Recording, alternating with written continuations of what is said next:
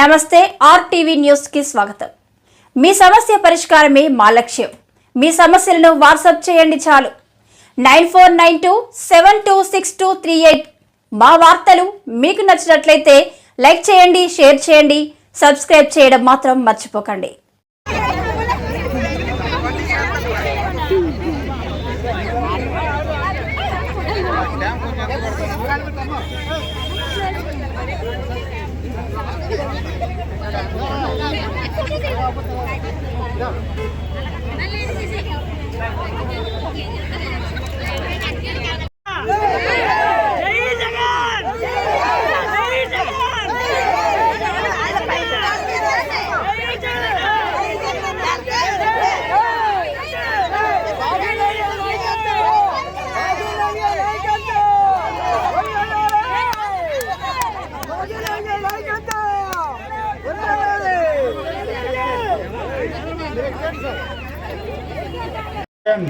जय जगन जय जगन जय गणेश मन गुर्तु फैन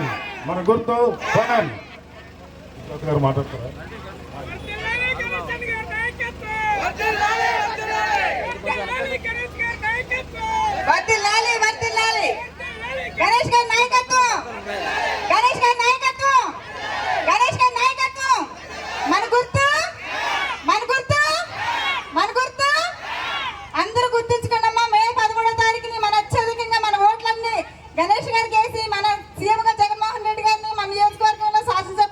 మన పెట్ల ఉమాశంకర్ గణేష్ గారిని అత్యధిక మెజార్టీతో గెలిపించి మనం మంత్రిగా చూడాలని మనస్ఫూర్తిగా కోరుకుంటూ మన గ్రామ ప్రజల తరపున ఎమ్మెల్యే గారు వచ్చి ఇక్కడ మాట్లాడుతుండగా మీరు అందరూ కూడా ఆశీర్వదించాలని తెలియజేసుకుంటూ జై గణేష్ గారు, జై గణేష్ గారు।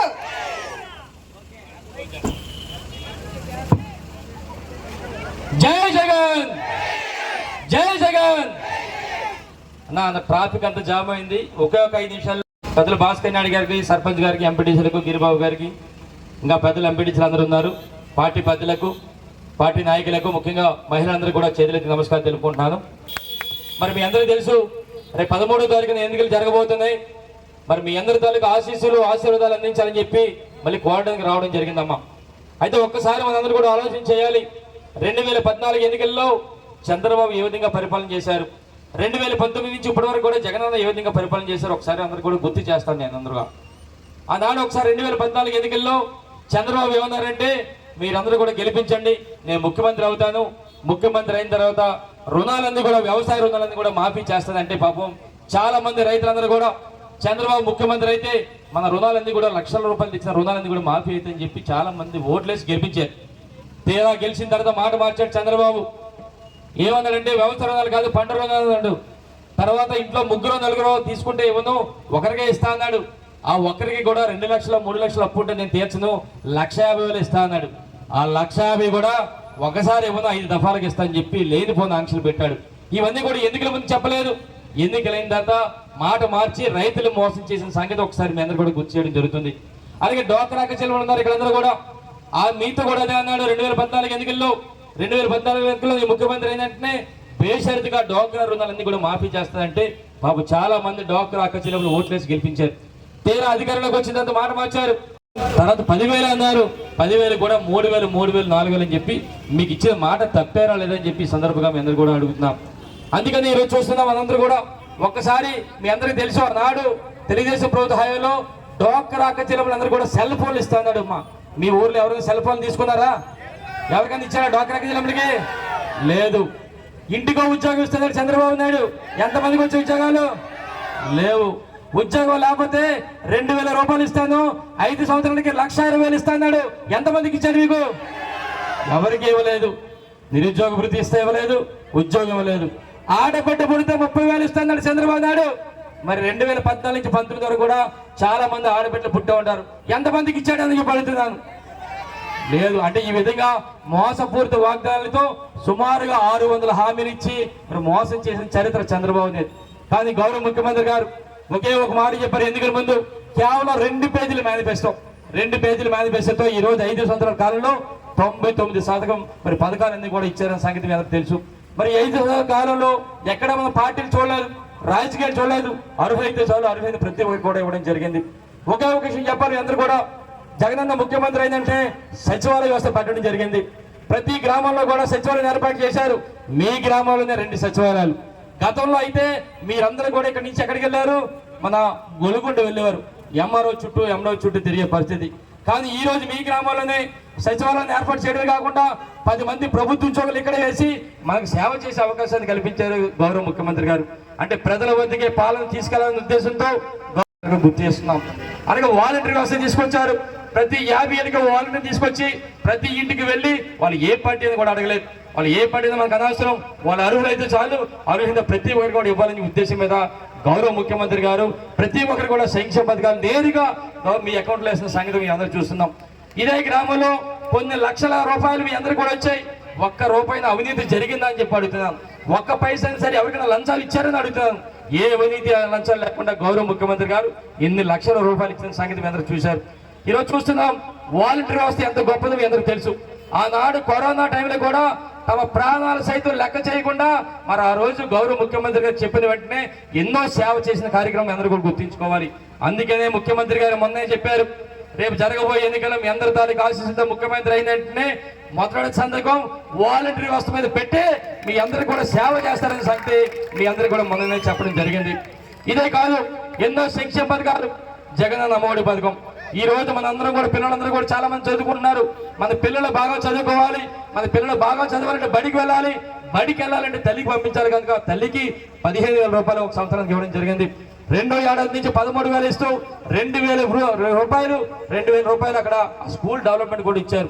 ఒక్కసారి మీ అందరూ ఆలోచన చేయాలమ్మా. ఇదే గ్రామంలో చాలా మంది, కొన్ని వందల మందికి జగనన్న అమ్మఒడి పథకం వచ్చింది. ఇందులో పార్టీలు చూడలేదు. అమ్మఒడి పథకం ఇచ్చిన వాళ్ళందరూ కూడా వైఎస్ఆర్ పార్టీ వారు కాదు, వేరే పార్టీలు అయినప్పుడు కూడా పార్టీలతో సంబంధం లేకుండా అందరికీ ఇచ్చాం. మీ అందరూ కూడా ఒక ఆలోచన చేయాలి. గత తెలుగుదేశం ప్రభుత్వ హయాంలో మన పిల్లల బడికి వెళ్తే 1 రూపాయినా సరే మనకి ఇచ్చారని చెప్పి చంద్రబాబు ఒకసారి ఆలోచన చేయాలి. అందుకని మీ అందరినీ కోరుతున్నాను, రేపు జరగబోయే ఎన్నికల్లో ఎన్నో కార్యక్రమాలు చేసాం. ఇప్పటికీ వైఎస్ఆర్ ఆసరా కానీ, వైఎస్ఆర్ చేయూత కానీ, మరి వైఎస్ఆర్ రైతు భరోసా కానీ ఇలాగ అనేక సంక్షేమ కార్యక్రమాలు పెట్టాం. ముఖ్యంగా పెన్షన్ గురించి కూడా మీ అందరికీ చెప్పాలి. గత తెలుగుదేశం ప్రభుత్వ హయాంలో నెలకు 1000 రూపాయలు ఇచ్చారు పెన్షన్లు. 57 నెలకి 57,000 ఇచ్చారు. కనుక 2,000 రూపాయలు పెంచి చంద్రబాబు 63,000 ఇచ్చారు. కానీ గౌరవ ముఖ్యమంత్రి గారు మాట అన్నారు ఎన్నికల ముందు, ఏదైతే 2,000 రూపాయలు పెన్షన్ ఉందో దాన్ని 3,000 వరకు కూడా పెంచుకుంటూ వెళ్తా అన్నారు. అందుకే 2,000 నుంచి 2,250, 2,500, 2,750, 3,000 కూడా పెంచారంటే జగనన్న ప్రభుత్వంలో ప్రతి పింఛన్దారికి కూడా 1,48,500 ఇచ్చారు. చంద్రబాబు ఏమో 63,000 ఇస్తే అదనంగా 85,500 రూపాయలు ఇచ్చిన ఘనత జగనన్న అని చెప్పి సందర్భంగా మరి మీ అందరికీ కూడా తెలియపరచడం జరుగుతుంది. ఇక చూస్తే ఇక్కడే చూస్తున్నాం, పిహెచ్సి ఇక్కడ ఉంది. ఇదే ప్రాంతంలో మన చీడిగంలో కూడా 2 కోట్ల రూపాయలతో మరి పిహెచ్సి కూడా శాంక్షన్ చేసుకున్నాం. త్వరలో కూడా అది శంకుస్థాపన కార్యక్రమం చేస్తామని చెప్పి సందర్భంగా తెలియపరుస్తున్నాను. అలాగే ముఖ్యంగా చూస్తే ఈరోజు మన ప్రాంతంలో 2019 ఎన్నికల్లో జగనన్న వచ్చిన తర్వాత మాట అడిగాను, అన్న మా ప్రాంతంలో 150 పడకల హాస్పిటల్ ఉంది, ఏరియా హాస్పిటల్. కానీ ఏదైనా ప్రమాదం జరిగినా, మరి ఏదైనా అత్యవసరమైనా సరే విశాఖపట్నం కేజీస్కి వెళ్ళాల్సిన పరిస్థితి. ఈ మధ్యలో 2 గంటల ప్రయాణం చేస్తున్నాం, కొన్ని వందల మంది చనిపోతున్నారన్న, మాకు మెరుగైన హాస్పిటల్ కావాలని చెప్పి అన్నప్పుడు మీ అందరి తాలూకు ఆశీస్సులతో మొన్ననే పోయిన సంవత్సరం ఇక్కడికి వచ్చారు. సుమారుగా 500 కోట్ల రూపాయలతో మాకవారపాలెంలో కేజీఎస్ కంటే పెద్ద హాస్పిటల్ అక్కడ నిర్మాణం చేస్తామని చెప్పి సందర్భంగా మరి మీ అందరికీ కూడా తెలియపరచడం జరుగుతుంది. ఇప్పుడే పెద్దలు భాస్కర్ నాయుడు గారు చెప్పారు, 6లో రోడ్డు సుమారుగా 30-40 సంవత్సరాల నుంచి ఆ రోడ్డు 3.5 కిలోమీటర్లు ఫారెస్ట్ అనుమతులు కూడా తేలైపోయారు. అయ్యన్న పదవులు ఎన్నో మంత్రి పదవులు చేసినప్పుడు కూడా ఫారెస్ట్ అనుమతులు తేకపోతే జగన్తో చెప్పి మేము పోయిన సంవత్సరం మీ అందరూ కూడా అనుమతులు తేవడమే కాకుండా సుమారుగా 6 కోట్ల రూపాయలు శాంక్షన్ చేసి ఆ రోడ్డు ప్రారంభిస్తే మరి ఇక్కడ ఉన్న తెలుగుదేశం పార్టీ నాయకులు, ఈ మండల నాయకులందరూ కూడా దాని మీద కంప్లైంట్ చేసి ఆ రోడ్డుని ఆఫ్ చేశారు. అయినప్పటికీ కూడా ఆ దేవుని దైవాల మీ అందరి తాలూకు ఆశీస్సులతో నిన్నటి నుంచి స్టార్ట్ అయింది. మరొక 10 రోజుల్లో ఆ రోడ్డుని కంప్లీట్ చేస్తామని చెప్పి సందర్భంగా మీ అందరూ కూడా తెలియపరచడం జరుగుతుంది. ఒక్క నిమిషం చివరిగా చెప్పాలి మీ అందరూ కూడా. చివరిగా మీకు చెప్పేది ఏంటంటే, ఈ రోజు మీ అందరి తాలూకు ఆశీస్సులతో ఎమ్మెల్యే అయిన తర్వాత మీరందరూ కూడా నేరుగా మా ఇంటికి రావచ్చు. వచ్చి మీరు ఏ పని మీద వచ్చారో నా భార్యకి చెప్పనవసరం లేదు, నాకు పెద్ద కొడుకు చెప్పనవసరం లేదు, నా చిన్న కొడుకు కూడా చెప్పనవసరం లేదు. డైరెక్ట్గా నాతో మాట్లాడాలి. పొరపాటుని కానీ మీరు తెలుగుదేశం పార్టీ వాళ్ళు కానీ గెలిపిస్తే గెలిపించిన వాడి దగ్గరికి వెళ్ళాలి, ఆయన సతీ మందికి చెప్పాలి, వాళ్ళ పెద్ద కొడుకు చెప్పాలి, వాళ్ళ చిన్న కొడుకు చెప్పాలి. ఈ నలుగురిలో ఎవరు ఒప్పుకోకపోయినా సరే మీ పని జరగదని సంగతి ఒకసారి గుర్తుంచుకోవాలి. అందుకనే ఒకడు ఎమ్మెల్యే కావాలా, మీకు నలుగురు ఎమ్మెల్యేలు కావాలా, మీరు గుర్తించుకోవాలని చెప్పి మరి చంద్రబాబు గారు తెలియపరచడం జరుగుతుంది. ఈ మంచి అయ్యన్న పదవి చెప్తాడు, గ్రామాలు వచ్చి నాకు 67 సంవత్సరాలు వచ్చేసాయి, ఇదే చివరికి అంటాడు. 2014 కూడా అదే మాట అన్నాడు. పాపం చాలా మంది ఇదే చివరి అవకాశం కదని చెప్పి గెలిపించారు. మళ్ళీ 2019 కూడా ఇదే చివరి అవకాశం అన్నాడు. అబ్బాయి ఈడేదో మోసగాడని చెప్పి 25 ఓట్లతో మెజార్టీతో గెలిపించారు, 25,000తో. మళ్ళీ ఇప్పుడు ఇదే నాటకం. ఒక్కసారి మీ దగ్గర అడుగుతాను, బాబు 67 సంవత్సరాలు అయిపోయినాయి కదా, నేను చేయలేకపోతాను కదా, నువ్వు పక్కన ఉండొచ్చు కదా, మీ ఇంట్లో కదా ఇవ్వచ్చు, లేదా పై వాళ్ళకి ఇవ్వచ్చు. మరి ఎందుకంటే నీకు రాజకీయం మీద వ్యామోహం ఎక్కువైపోయింది.